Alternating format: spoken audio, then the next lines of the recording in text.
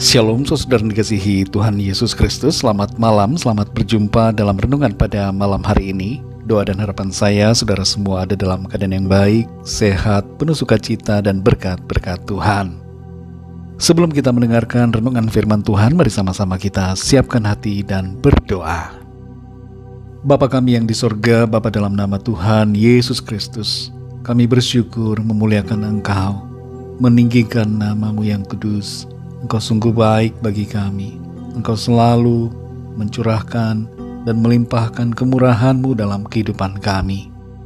Pada saat ini Tuhan, kami mau mendengarkan sabda firman-Mu. Urapi setiap kami. Berikan pengertian untuk memahami akan kehendak-Mu. Dalam nama Tuhan Yesus kami berdoa. Haleluya. Amin. Saudara dikasih Tuhan, pembacaan Alkitab kita pada saat ini terdapat dalam kitab Nabi Yeremia pasal 44 dan 45. Saudara dapat membacanya secara pribadi setelah mendengarkan renungan ini. Saya akan membaca Yeremia 44 ayat yang ke-8. Tertulis demikian. Mengapa kamu mau menimbulkan sakit hatiku dengan perbuatan tanganmu, yakni membakar korban kepada Allah lain di tanah Mesir, yang kamu masuki untuk tinggal sebagai orang asing di sana? Mengapa kamu mau menjadi kutuk dan aib di antara segala bangsa di bumi? Saudara dikasih Tuhan, kehidupan yang kita jalani di bumi ini begitu terbatas dalam hal waktu. 70 tahun rata-rata umur manusia di bumi bukanlah waktu yang terlalu panjang, meskipun juga bukan durasi yang terlalu pendek. Dalam menjalani hidup ini, saudara, kita punya banyak keinginan, rencana, dan cita-cita. Namun dalam semuanya yang kita lakukan, hendaklah kita selalu berpusatkan pada Tuhan. Dalam bagian pasal 44 dan 45 ini, ada 3 pesan dari firman Tuhan yang dapat kita mengerti. Yang pertama adalah, hiduplah dengan fokus untuk menyenangkan Tuhan. Yeremia telah memperingatkan rakyat agar tidak pergi ke Mesir untuk mencari perlindungan di sana, sesuai dengan firman Tuhan yang dinyatakan kepadanya. Tapi rakyat yang dipimpin oleh 2 orang perwira tetap melangkah pergi ke Mesir. Mereka lebih mengandalkan Mesir daripada mengandalkan Tuhan. Setelah mereka berada di Mesir, firman Tuhan datang kepada Yeremia.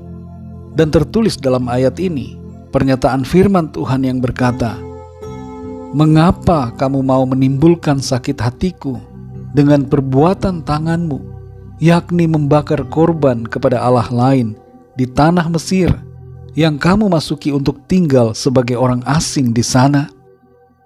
Ternyata setelah mereka berada di negeri lain, hati mereka berbalik kepada Allah lain.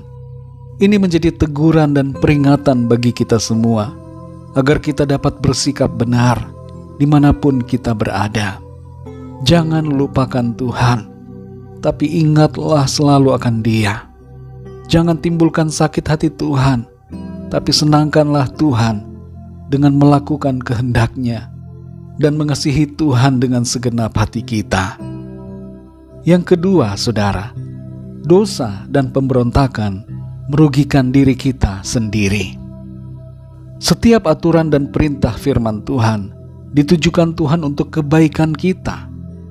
Hanya saja saudara, seringkali kita merasa seakan-akan kita ditekan dan dikendalikan, sehingga kita menolak. Kita mau hidup bebas dan tidak diatur oleh Tuhan. Dan sebagai akibatnya kita berbuat dosa. Kita melakukan segala sesuatu semau kita sendiri. Di pasal 44 ayat yang ke-7 Tuhan berfirman, "Mengapa kamu mau mendatangkan celaka besar kepada dirimu sendiri?" Kita perhatikan di sini saudara, bahwa pemberontakan terhadap perintah Tuhan tidak akan pernah merugikan Tuhan, tapi kita sendirilah yang justru akan rugi. Tuhan tidak perlu kita. Jangan dibalik. Kitalah saudara yang sesungguhnya perlu Tuhan. Karena itu kita harus dengar-dengaran, taat pada perintah-Nya. Karena itulah yang terbaik dan menjadikan hidup kita diberkati, dipulihkan, dan mengalami kebahagiaan serta sukacita. Yang ketiga, saudara, jangan mencari hal-hal besar untuk diri kita sendiri. Di pasal 45, Baruk, juru tulis Nabi Yeremia, telah mengeluhkan keadaan hidupnya yang menderita dan mengalami masa-masa sulit yang disampaikan firman Tuhan. Apa yang dikatakan firman Tuhan kepada Baruk atas sikapnya? Di ayat yang kelima dari pasal 45 di situ tertulis, "Masakan engkau mencari hal-hal yang besar bagimu sendiri? Janganlah mencarinya." Saudara yang dikasihi Tuhan, dalam hidup kita ini, jangan kita mencari hal-hal besar untuk diri kita sendiri. Besarkanlah Tuhan dan relakanlah diri kita untuk ada di bawah kedaulatannya.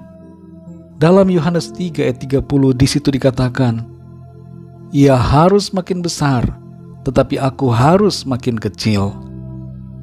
Biarlah fokus hidup kita, saudara, bukan pada diri kita pribadi, bukan untuk membesarkan diri kita, tapi untuk membesarkan nama Tuhan. Saudara yang dikasihi Tuhan, biarlah Tuhan saja yang menjadi fokus dalam kehidupan kita. Mari kita semua hidup berpusatkan pada Tuhan Yesus. Mari kita berdoa. Bapa kami yang di sorga, Bapa, dalam nama Tuhan Yesus Kristus, kami bersyukur sungguh untuk firman-Mu yang sudah kami dengar pada saat ini.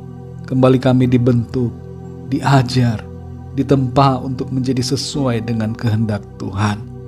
Kami bersyukur untuk firman-Mu. Kami mengerti ya Tuhan, bahwa hidup kami ini hendaknya selalu berfokus untuk menyenangkan hati-Mu. Ampuni kami kalau kami masih ada yang sering mendukakan Roh Kudus-Mu. Baharui kami Tuhan, ampuni kami, kuduskan kami. Ampuni segala dosa dan pemberontakan kami kepadamu. Tolong kami untuk kami selalu memuliakan Tuhan, membesarkan nama-Mu, tidak berfokus pada diri kami sendiri, tapi selalu berpusatkan pada Engkau ya Tuhan. Pimpin kami terus Roh Kudus, berbicara terus kepada kami. Berikan pengertian untuk kami semakin mengenal Engkau Tuhan Yesus, dan semakin taat melakukan kehendak-Mu. Berkati kami di sepanjang malam ini, lingkupi kami dengan kuasa dan kasih-Mu. Berkati bangsa dan negara kami Indonesia. Di tengah situasi mudik saat ini kami berdoa agar Tuhan menjaga, memberikan keamanan dan perlindungan bagi semua orang. Limpahkan kasih karunia dan rahmat-Mu, sehingga setiap orang di bangsa kami mengenal Engkau Tuhan Yesus. Berkati semua bangsa di dunia ini, berkati gereja-gereja dan umat-Mu Tuhan di mana saja berada, dan berkati setiap kami, keluarga kami masing-masing secara pribadi. Kami menyerahkan segala pergumulan kami, rencana cita-cita kami ke dalam tangan Tuhan.